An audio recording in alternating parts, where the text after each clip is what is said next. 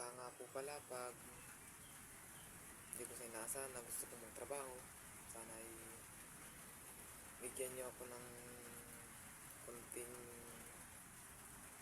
magandang makita sa Manila. Kasi dito sa Bicol, ang hirap ng buhay dito.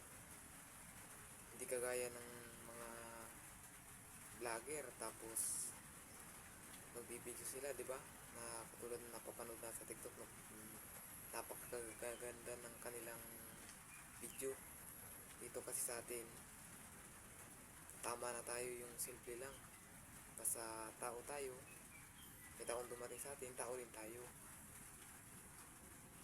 Kahit mahirap tayo, sana ay alam ng ibang tao, kahit tayo naghihirap, na hindi tayo dapat iwasan. Kasi ang mayaman at may kaya sa buhay, makakita lang ng taong naghihirap, mapang-usga sa kapwa, tapos kung ano-ano pang sabihin sa'yo.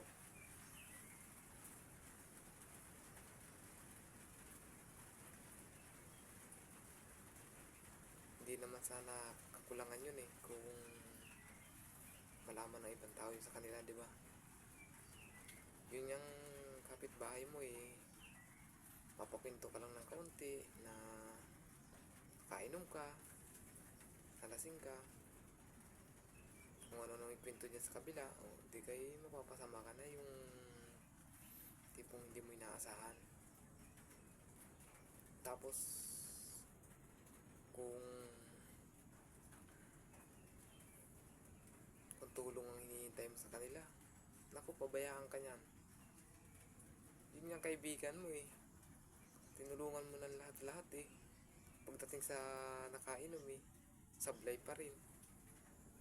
Pero hindi ko nilalahat ang tunay kong kaibigan. Ito ay sa ibang kaibigan ko lang na at least na matutunan nila na kahit wala kang pera, ikaw pa rin yung tunay nilang kaibigan. Dahil paglalaban mo sila, paglalaban ka rin nila, basta makita mo na tunay kang kaibigan, tunay ka rin na mahal ng iyong kaibigan. Hindi yung karap ka, tunay na kaibigan mo, tunay rin sa'yo. Pero pag nakatalikod ka, iwas, kasi may galit sila sa'yo, di ba? Kung ako lang nga yata hindi ko sa inihi, mga kaibigan ko pili ko lang.